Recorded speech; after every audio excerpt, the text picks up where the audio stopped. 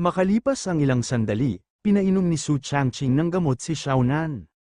Sa una ay nahirapan itong lunukin, ngunit nang mapilitan siyang inumin, nagsimulang uminit ang kanyang katawan. Nagulat si Xiaonan at nagtanong ito kay Su Changqing kung ano ang ibinigay sa kanya, ngunit di nagtagal ay napansin niyang gumaling na ang lahat ng kanyang sugat. Sinabi ni Su Changqing kay Xiaonan na hindi niya maalala kung alin sa mga gamot ang ibinigay ng medicine master, kaya lahat na lang ang ipinainom niya. Mabuti na lang at nagising si Xiaonan. Ngunit nagalit si Xiaonan at tinanong kung ginawa ba siyang eksperimento na parang daga nito.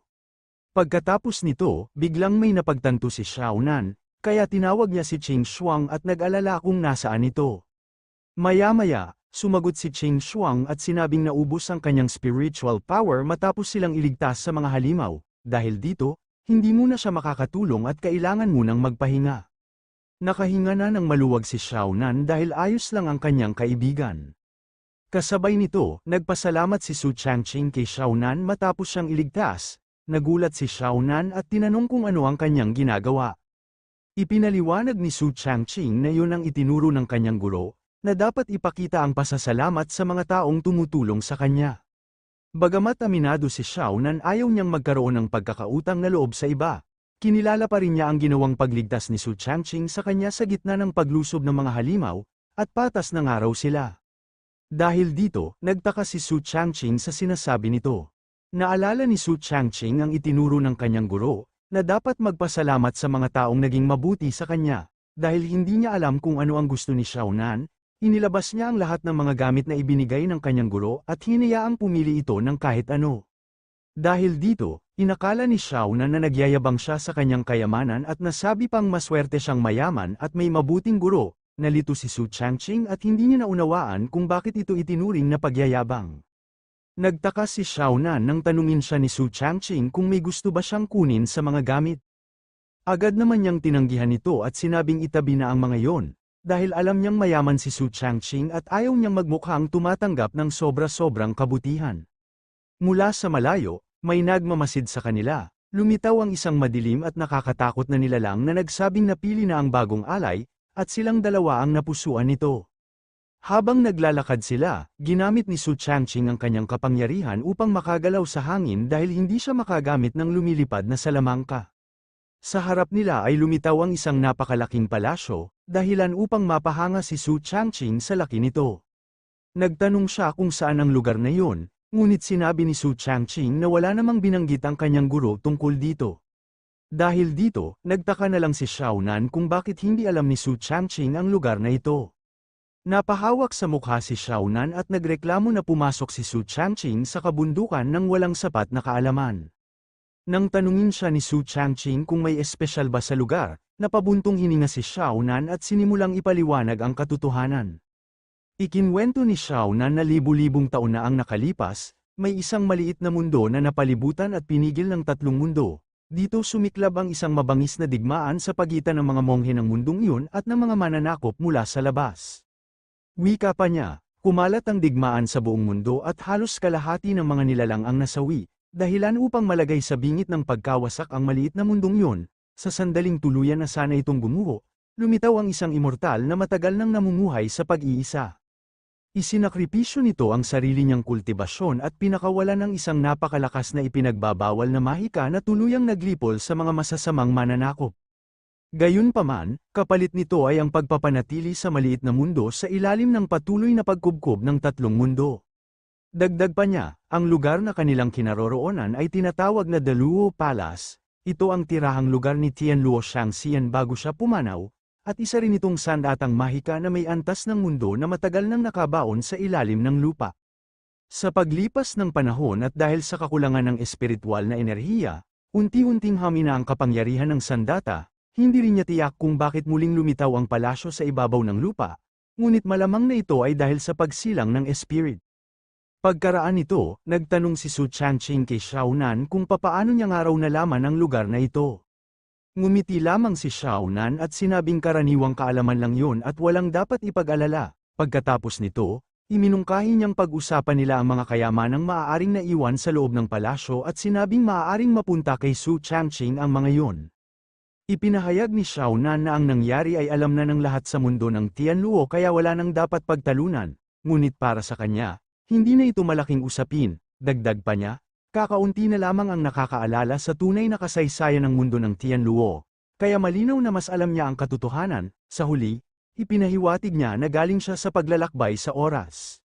Pagkatapos, nilapitan ni Xiao Nan si Su Changqing at kinausap siya ng seryoso. Sinabi niya na alam niyang may malaking kakayahan si Su Changqing at naniniwala siyang marami pang kayamanang iniwan si Tianluo Shangxian sa loob ng palasyo. Dagdag pa niya, ang lahat ng kayamanang iniwan ng mga Diyos ay nararapat kay Su Changqing, at binanggit din niya ang tungkol sa palasyong kanilang kinaroroonan at sa mga artifact na naroon. Tumanggi si Su Changqing sa alok at sinabi niyang sa kanya na lang ang anumang nasa loob ng palasyo dahil wala siyang interes dito.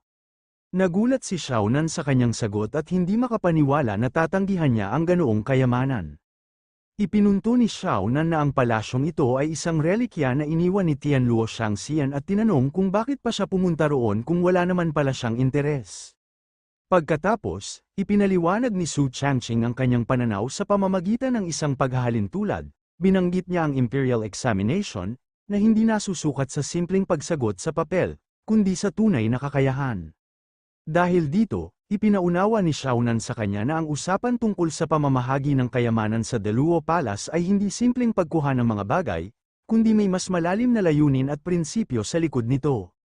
Wika pa ni Su Changqing, matapos ang exam, hindi naman kinukuha ng sinuman ang papel dahil ang mahalaga ay ang karanasan at kakayahang napatunayan, hindi ang mismong papel, kaya tinanong niya kung ano nga ba ang kaugnayan ng Deluo Palace sa kanya.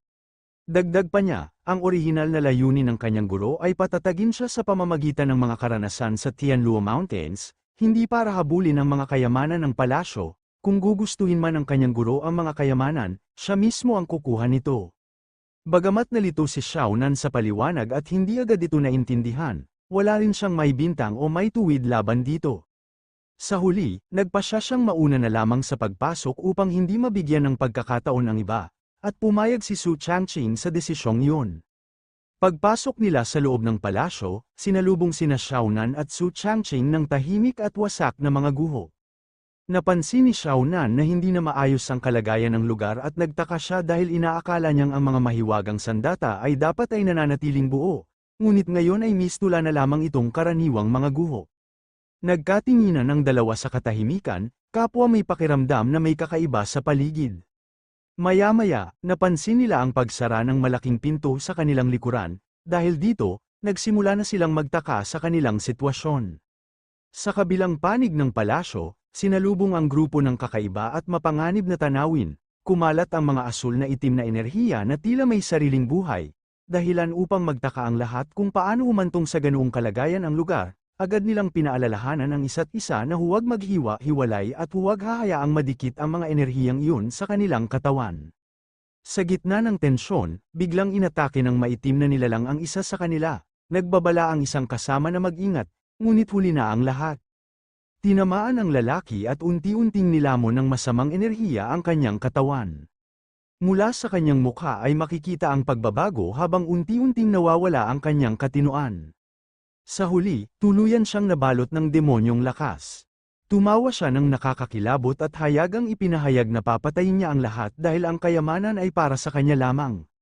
Samantala, bumalik ang eksena kina Xiao Nan at kay Su Changqing, kapwa silang nakahanda sa labanan habang inoobserbahan ang paligid ng Deluo Palace. Mariing sinabi ni Xiao Nan sa kanya na tiyak na may nabuo ng artifact ang Deluo Palace. Pagkatapos nito, bigla na lamang may naramdaman na kakaiba si Su Changqing sa isang madilim na lugar. Pagkasabi niya nito, bigla na lang lumitaw ang napakaraming dead soul na papunta sa kanilang dalawa. Dahil dito, napamura naman sa gulat si Xiao Nan sa kanyang nakita. Naghanda naman dito si Su Changqing ng kanyang kapangyarihan upang harapin ang mga ito, at nasabi din niya ang mga ganitong kalaban ay hindi pa ito nakalaban ni Xiao Nan. Nagulat naman dito si Su Changqing, nang makita niyang nakahawak si Xiao Nan sa kanyang binti, habang umiiyak ito dahil nakakita nga raw ito ng totoong multo. Nagtaka naman dito si Qing Shuang dahil matagal na nga raw niya ito nakasama, ngunit ngayon niya lamang itong makitang matakot ng sobra sa isang multo. Habang umiiyak, pinagalitan siya ni Xiao Nan dahil hindi nga raw itong marunong mag-comfort. Kasabay nito, bigla na lamang sumigaw ang mga dead soul. Dahil dito, lalong natakot si Xiaonan at naging puti na din ang mga mata nito. Kaya sa labis nitong takot, tumayo ito at sinimulan niyang ihampas ang kanyang sandata sa mga dead soul na hindi man lang itong tumitingin. Habang ginagawa niya ito, aksidente niyang naapakan ng isang lihim na teleportation array, at nagkaroon nito ng liwanag. Nagulat ang dalawa sa kanilang nakita, kaya napamura na lamang sila. Pagkatapos nito, bigla na lamang silang na-teleport sa second floor ng gusali. Pagdating nila roon, napagtanto na nila na na-teleport sila sa isang lugar. Sinuri naman ni Xiaonan ang sitwasyon, ngunit sa pagsuri nito may naamoy itong patay na tao. Doon nanlaki ang kanyang mga mata sa gulat, dahil nakita nito ang mga walang buhay na tao sa buong paligid. Nagtaka si Xiaonan nang makita niyang ang mga taong nagkakagulo ay pare-parehong suot ang uniforme ng isang malaking sekta. Hindi niya maintindihan kung bakit tila naglalaban-laban ang magkakampi. Bigla namang itinuro ni Su Changqing ang isang direksyon at sinabi na may dalawang tao roon. Nang silipin nila, laking gulat ni Xiaonan nang makilala ang mga yon, sina Guyihan at Li Changsheng, ngunit kapwa sila balot ng kakaibang asul na enerhiya at halatang nawala na ng katinoan, senyales na may masamang impluwensyang kumokontrol sa kanila. Nagtanong si Su Changqing kung kilala ba ni Xiaonan ang dalawang taong nakita nila. Sinagot siya ni Xiaonan na siya lang daw ang hindi nakakakilala sa mga yon, dahil kilala ang mga ito bilang isang saintess at isang Taoist na tanyag sa Tianluo World. Napansin nila na hindi normal ang kalagayan ng dalawa, tila may mahika o kakaibang puwersang kumokontrol sa kanila. Doon napagtanto ni Xiaonan na may mali nga at dapat ay naisip niya ito agad. Sa kanyang pag-iisip, napag-alaman niya na ang artifact spirit ng palasyong ito ay matagal nang umiiral, at mula pa sa simula ay may kakaiba na siyang nararamdaman, para bang nilalaro nito ang emosyon ng mga tao, at ngayon ay malinaw na kayang manipulahin ng palasyo ang damdamin at isipan ng sinumang nasa loob. Pagkatapos nito, biglang sumugod ang dalawang kalaban na balot ng asul na enerhiya. Tinangka ni Xiaonan at si Su Changqing na salagin ang mga suntok at espada, ngunit sobrang lakas ng puwersa ng mga kalaban kaya nabiyak pa ang sahig sa isang bagsak na atake. Napaatras sila sa lakas ng tama, at nasira nito ang sandata ni Xiaonan. Habang ipinagtatanggol ang sarili, napagtanto ni Xiaonan na kahit nawala na ng katinoan ang kalaban, taglay pa rin ito ang kapangyarihan ng mga Diyos, kaya't ang laban ay lalo pang naging mapanganib at mahirap. Habang nag-iisip si Xiaonan, bigla na lamang umatake ng mabilis ang kalaban, dahilan kung bakit hindi niya ito naiwasan kaagad. Dahil dito, napasukan ng dugo si Xiaonan, nasabi din niya na kailangan na nga raw gumising ni Qing Shuang dahil kailangan niya nga raw ang tulong nito sa laban. Pagkasabi niya nito, nagising na si Qing Shuang at nagtaka ito kung ano nga raw ang nangyayari. Tinanong din niya kung siya ba ang nag-udyok o nagpasimula ng galit ng dalawang kalaban. Agad namang nap-icon si Xiaonan at mariing sinabi na bulag ba siya, dahil malinaw na ang palasyo mismo ang nakaimpluwensya sa dalawang yon. Ipinaliwanag ni Xiaonan na kontrolado ng palasyo ang emosyon ng mga tao, kaya nawala ng katinoan sina Guyihan at Li Changsheng. Ngayon na nagising na si Qing Shuang, hiniling ni Xiaonan na makipagtulungan siya upang ayusin at tapusin ang kaguluhan na nasa harapan nila, dahil hindi nila kakayanin ito ng mag-isa. Dahil dito, naghanda na si Qing Shuang sa pakikipaglaban. Lumipat naman kay Su Changqing, umatake na ang kalaban sa kanya ng napakabilis, napansin naman ni Su Changqing ang galaw nito sa kanyang sandata, kaya gumawa ito ng paraan para mapigilan ito. Hindi pa natapos ang kalaban, ginamit nito ang kanyang isang kamay upang atakiin si Su Changqing sa kanyang katawan. Dahil sa sobrang bilis, hindi na ito na napigilan ni Su Changqing kaya buong-buo niya itong sinalo. Habang wala pa sa balanse si Su Changqing, umatake ulit ang kalaban at handa na nitong patayin siya. Dahil dito, nagsimula ng mangamba si Su Changqing sa kanyang sitwasyon. Ngunit sa kabutihang palad, biglang ginamit ni Xiaonan ang kanyang buhok upang makaiwas si Su Changqing sa atake nito. Sinabihan naman siya ni Xiaonan na kailangan nga raw na mag-ingat si Su Changqing na mabuti. Pagkatapos, mabilis na nagbigay ng utos si Xiaonan, siya na ang hahawak at pipigil muna sa Daozi, habang si Su Changqing naman ang tutok sa paglutas sa isa pang kalaban. Sumang-ayon naman si Su Changqing at siya na nga raw ang bahala sa likuran nito. Tinawag niya si Qing Shuang bilang hudyat ng sabayang kilos. Sumagot si Qing Shuang na handa na siya, at agad niyang inilabas ang Mooncage Mountain Secret Technique. Umikot ang malakas na bughaw na enerhiya, bumuo ng tila hawla o kulungang espiritual. Kasabay nito, pinakawalan na nila ang kanilang atake na parang Dragon Roar. Dahil dito, tuluyan ang humiwalay ang Dead Soul sa katawan ni Li Changsheng. Kasunod nun, umatake na ang isang kalaban sa likuran ni Su Changqing. Ngunit bago pa man makaatake ang halimaw, ginamit ni Xiaonan ang kanyang buhok upang pigilan ito. Sumigaw naman si Xiaonan kay Su Changqing na kailangan niya nga raw itong tapusin habang may pagkakataon pa. Naghanda naman kaagad si Su Changqing ng kanyang teknik na tinatawag niyang Taiyin Nishan. Pagkatapos niya itong ihanda, dali-dali na niyang tinapos ang kalaban sa pamamagitan ng pagsaksak nito sa dibdib. Dahil dito, tuluyan ang namatay ang babae at nawala dito ang Dead Soul. Napabuntong hininga naman dito si Xiaonan sa kanilang ginawa, ngunit biglang may napansin siyang kakaiba kay Li Changsheng. Doon nagkaroon na ng malay si Li Changsheng, ngunit nandun pa rin sa kanya ang Dead Soul sa kanyang katawan. Pagmulat nito sa kanyang mga mata, nakita nito ang mga kasamahan niyang wala ng buhay dahil sa kanya. Napansin ni Xiaonan ang biglang pagbabago at nagtanong kung bakit tila biglang natauhan o naging seryoso ang lalaki. Sinabi ni Qing Shuang na hindi normal ang kalagayan ng kalaban, matindi at pabago-bago ang aura nito, kaya delikado at hindi dapat maging pabaya.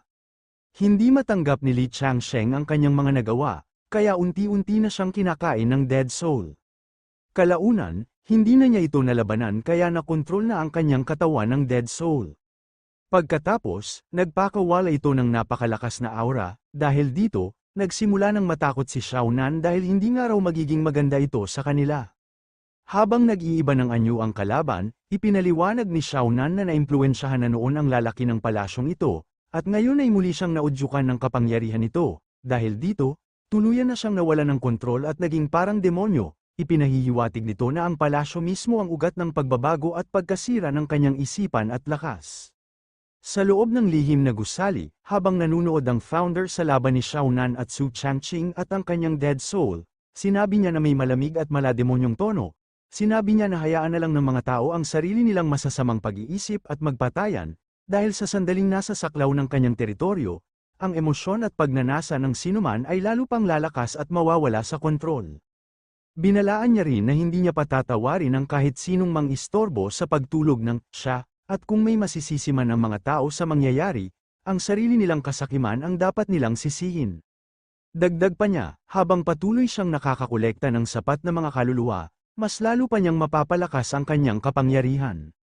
Kasabay nito, biglang nagsalita ang ating bida at ibinunyag ang katotohanan, panlilinlang lamang ang palasyong nasa itaas. Ang tunay na pinakasentro at pinagmumulan ng kapangyarihan ay nakatago ng napakalalim sa ilalim ng lupa. Dahil dito, nagulat ang founder sa narinig nitong boses. Wika pa ni Chen Ye sa founder na siya nga raw ang artifact sa lugar na ito. Nagulat ang founder nang biglang lumitaw ang ating bida sa pinakaloob ng lihim na lugar at tinanong kung paano siya nakapasok. Kalmado at kumpiyansang sumagot ang bida na wala ni isang lugar sa langit na hindi niya kayang puntahan. Ipinaliwanag ng ating bida na ang perpektong kasangkapan ay nagkaroon ng ganap na kamalayan matapos ang 1,000 taon sa pamamagitan ng Divine Soul Forging, isang malupit na paraan ng paghubog na gumagamit ng mga kaluluwa. Nagtanong naman dito si Xiao Shi sa kanyang master kung ano nga raw ang Soul Forging. Ipinaliwanag pa ni Chen Ye na ang Soul Forging ay isang paraan ng paglikha at pagpanday ng mga kasangkapan o artifact. Maraming sekta ang dalubhasa sa ganitong gawain, at karamihan sa kanila ay gumagamit ng espiritu ng mga hayop bilang material. Gayunpaman, may mas malupit at masamang pamamaraan na gumagamit mismo ng kaluluwa ng mga buhay na tao upang mabilis na palakasin ang artifact at bigyan ito ng sariling kamalayan o espiritu. Dagdag pa niya, may ibang gumagawa ng soul forging na ginagamit ang sarili nilang kaluluwa bilang kapalit, ngunit ang paraang ito ay lubhang nakapipinsala sa kanilang cultivation, kaya halos walang gustong gumawa nito dahil sa matinding kapalit at panganib. Nagalit ang founder at buong lakas na tinanong kung sino ang biglang sumulpot sa kanyang harapan. Kalmadong sumagot ang ating bida at sinabi na hindi mahalaga kung sino siya. Ipinaliwanag niya na ang kaharap niya ay isa lamang artifact spirit na nilinang gamit ang banal na kaluluwa, at dahil nasa loob ito ng palasyo, nagagawa nitong ipakita ang kapangyarihang halos kapantay ng kanyang master. Gayunpaman, Mariing binalaan ng bida ang founder na sa labas ng palasyong ito, hindi nito kakayaning manalo kahit sa Spirit Sea Realm, ipinapakita na limitado lamang ang tunay na lakas ng artifact at umaasa lang ito sa kapangyarihan ng lugar at ang mga tao. Dagdag pang sinabi ng ating bida na nakalulungkot ang sinapit ng babae dahil pinilit niyang gumamit ng mahika na lampas sa kaya ng kanyang sariling antas, kaya nauwi iyon sa kanyang pagbagsak.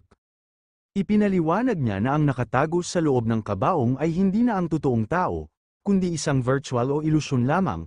Ang tunay na katawan at kaluluwa ng babae ay matagal nang namatay at ganap nang naglaho sa tatlong daigdig maraming taon na ang nakalipas. Dahil dito, nagalit ang founder at dali-dali na itong umatake sa ating bida.